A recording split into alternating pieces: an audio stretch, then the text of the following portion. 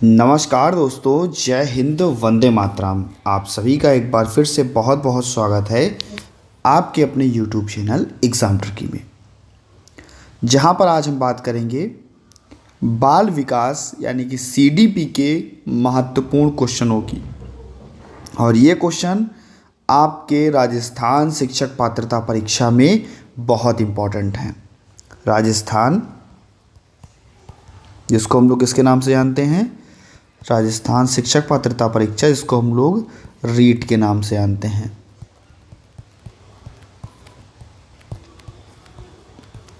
यहाँ पर जो भी आपको क्वेश्चंस मिलेंगे वो आप सभी के लिए बहुत ही महत्वपूर्ण प्रश्न हैं। आशा है अगर वीडियो आप लोगों को अच्छी लगे तो प्लीज़ वीडियो को लाइक ज़रूर कर दीजिएगा। बाल विकास का अध्ययन क्यों आवश्यक है? सबसे पहले हमने बाल विकास से ही प्रश्न लिया और हमने आपसे पूछ लिया कि आखिरकार बाल विकास का अध्ययन क्यों आवश्यक है। चाइल्ड डेवलपमेंट का क्वेश्चन, और चाइल्ड डेवलपमेंट का क्वेश्चन सबसे पहला वर्ड चाइल्ड डेवलपमेंट आखिरकार क्यों आवश्यक है। ऑप्शंस आपके सामने हैं। बच्चों की शिक्षण प्रक्रिया को समझने के लिए, बच्चों की समस्याओं को समझने के लिए और बच्चों की मानसिक और शारीरिक आवश्यकताओं को जानने के लिए।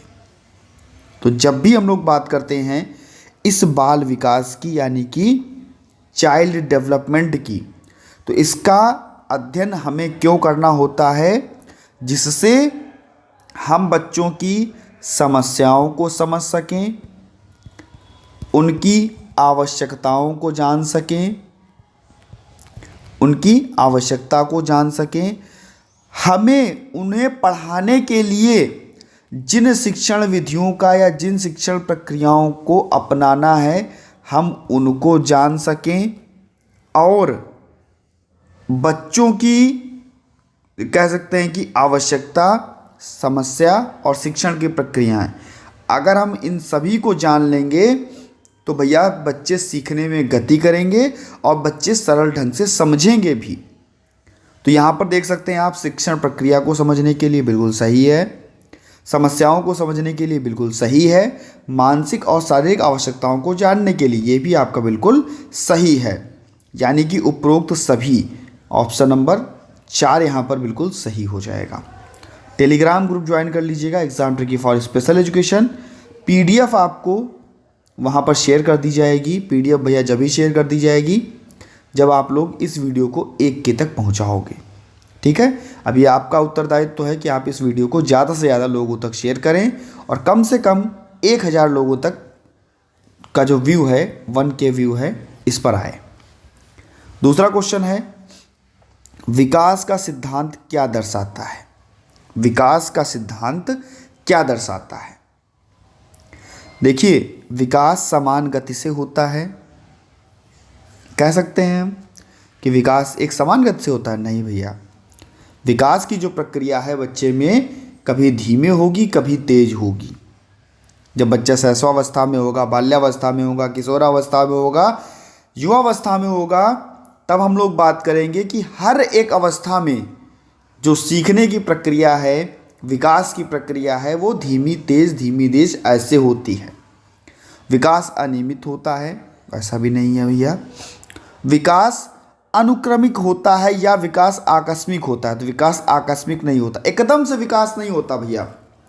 विकास एकदम से नहीं होता कि आज हुआ, आज हमने देखा, कल विकास हो गया, ऐसा नहीं। विकास अनुक्रमिक होता है।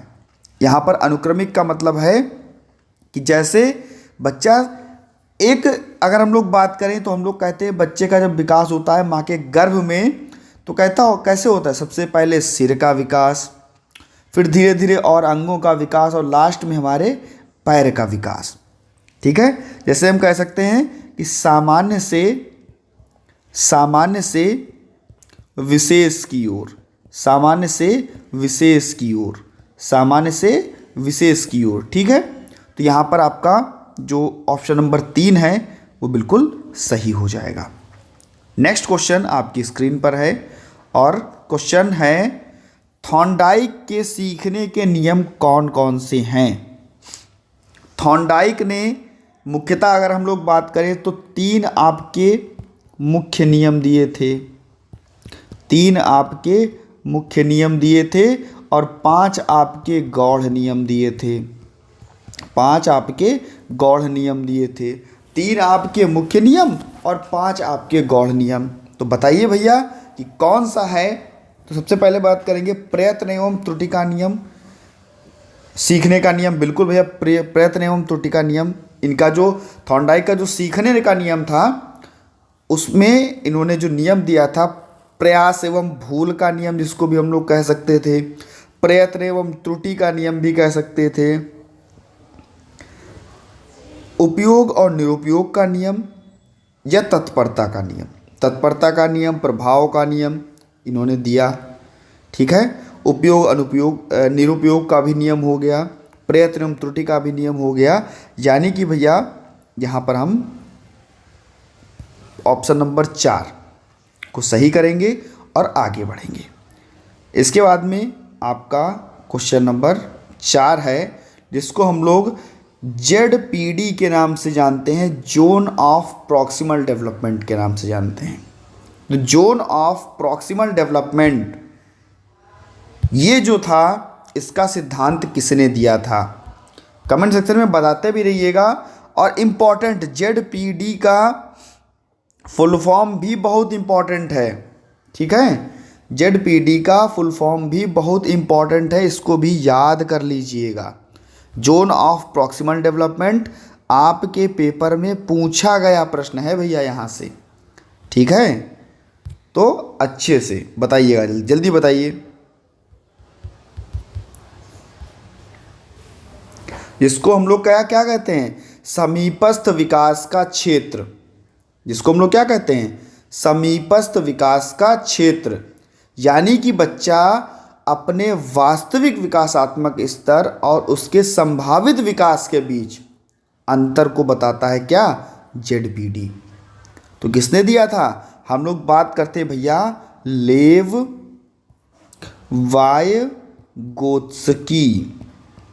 लेव वाइगोत्स्की ने बताया था ZPD के बारे में, जोन ऑफ प्रॉक्सिमल डेवलपमेंट के बारे में। और यहाँ पर आपका 2 ऑप्शन जो है वो बिल्कुल सही हो जाएगा। ठीक है, नेक्स्ट हम लोग बात करते हैं बच्चे में नैतिक विकास के चरण किसने दिए। बच्चे में नैतिक विकास के चरण किसने दिए, जल्दी से बताइए। देखिए, जब भी हम लोग नैतिक विकास की बात करते हैं तो कहते हैं 6 चरणों में। ठीक है, मुख्यतः 6 चरण दिए थे। किसने दिए थे? कोहलबर्ग ने। ठीक है, ऐसे कहते नैतिक विकास का सिद्धांत किसने दिया, तो आप कहोगे सर कोहलबर्ग ने दिया। ठीक है, जैसे इन्होंने पूर्व परंपरागत, परंपरागत, उत्तर परंपरागत, ऐसे स्तरों को इन्होंने बताया था। तो यहाँ पर आपका बी यानी कि दूसरा ऑप्शन जो है वो बिल्कुल सही हो जाएगा। नेक्स्ट क्वेश्चन आपकी स्क्रीन पर, क्वेश्चन नंबर 6, बच्चे के संज्ञानात्मक विकास का मुख्य उद्देश्य। बच्चे के, देखिए संज्ञानात्मक विकास यानी कि बच्चे की बौद्धिक जो विकास है, जो बौद्धिक विकास है वो हो रहा है, बौद्धिक विकास है वो हो रहा है, यानी संज्ञानात्मक विकास हो रहा है, यानी कि बच्चे का बौद्धिक विकास हो रहा है। और जब बच्चे का बौद्धिक विकास होगा तो बच्चा क्या करेगा? समस्या समाधान करने की क्षमता जो है वो खोज पाएगा। बच्चा क्या कर पाएगा?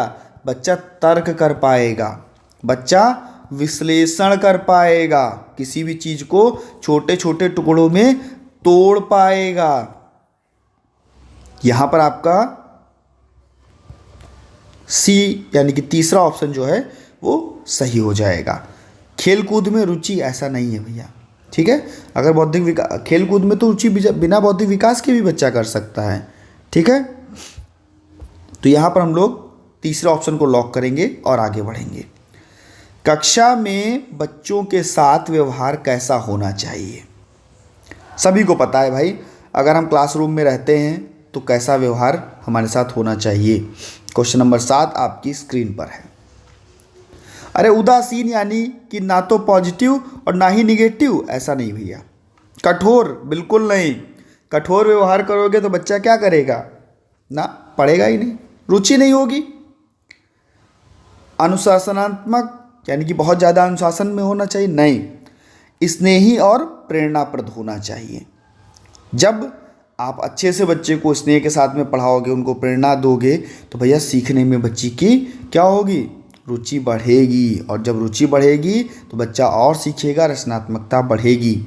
हम यहाँ पर दूसरे ऑप्शन को लॉक करेंगे और नेक्स्ट क्वेश्चन 8 पर चलेंगे। भैया वीडियो अच्छी लग रही हो तो वीडियो को लाइक करना ना भूलना, ठीक है भैया। और लास्ट में आपका देखना, पास में ही सब्सक्राइब लिखा होगा, उस पर तुरंत क्लिक करके और पास में बेल आइकन में ऑल का ऑप्शन आएगा, उसको प्रेस कर लीजिएगा। सभी वीडियोस की नोटिफिकेशन आप तक मिलती रहेगी। वीडियो को सभी मित्रों तक एक बार सभी ग्रुप में शेयर जरूर कर दीजिएगा। और क्वेश्चन नंबर 8 आपकी स्क्रीन पर है, किस आयु वर्ग के बच्चे की भाषा सीखने की क्षमता सबसे अधिक होती है? भाषा सीखने की क्षमता सबसे अधिक होती है किस आयु में?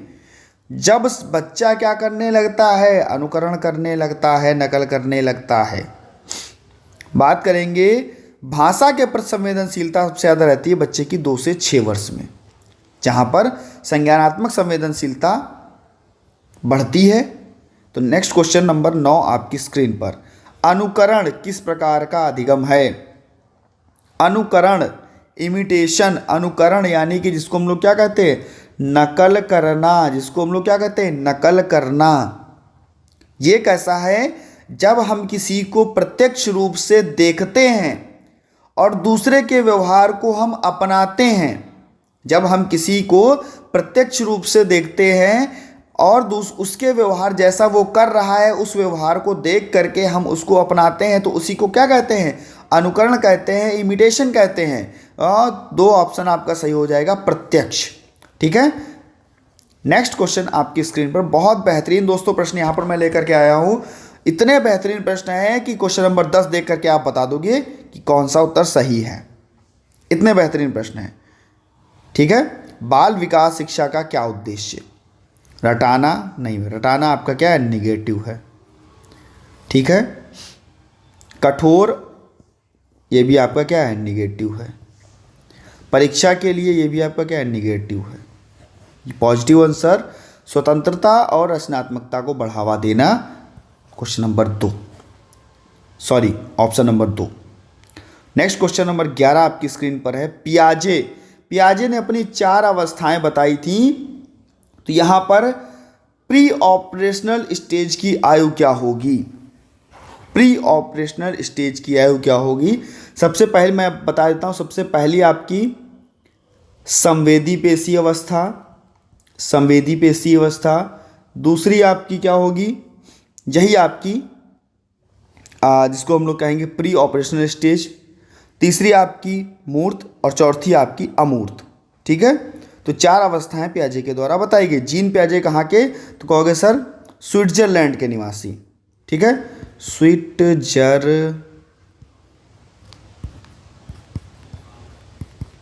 स्विट्जरलैंड के निवासी। तो प्री ऑपरेशनल स्टेज हम कहेंगे सबसे पहली, सॉरी दोस्तों,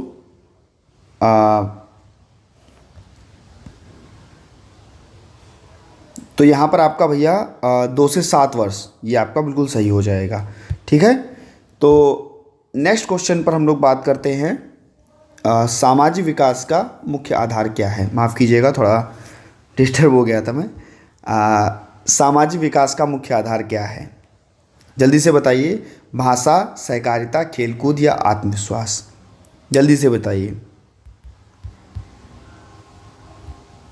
जल्दी से बताइए, इसका आंसर क्या होगा?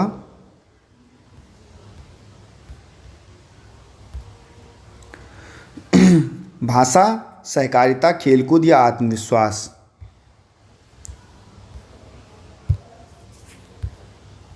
तो अगर हम लोग बात करते हैं क्वेश्चन नंबर 12 की, तो कहते हैं सहकारिता।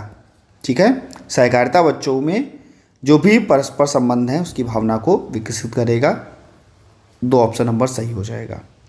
नेक्स्ट, स्किनर का ऑपरेंट कंडीशन सिद्धांत किस पर आधारित है? स्किनर जिन्होंने भैया चूहे पर प्रयोग किया था। जिन्होंने किस पर प्रयोग किया था? चूहे पर प्रयोग किया था।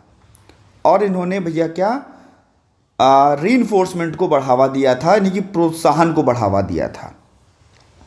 तो यहाँ पर आपका जब प्रोत्साहन को बढ़ावा दिया था तो रीइंफोर्समेंट दिया था, तो जो भी बच्चा नकारात्मक क्रियाएं कर रहा था उसको कम करने के लिए ऐसा किया था। ठीक है, तो प्रोत्साहन को बढ़ावा दिया गया था और दंड को कम करने के लिए। ठीक है, तो ए ऑप्शन आपका, वन ऑप्शन आपका सही हो जाएगा। नेक्स्ट क्वेश्चन आपकी स्क्रीन पर है, कौन सा कारक बाल विकास को प्रभावित करता है? दोनों भैया।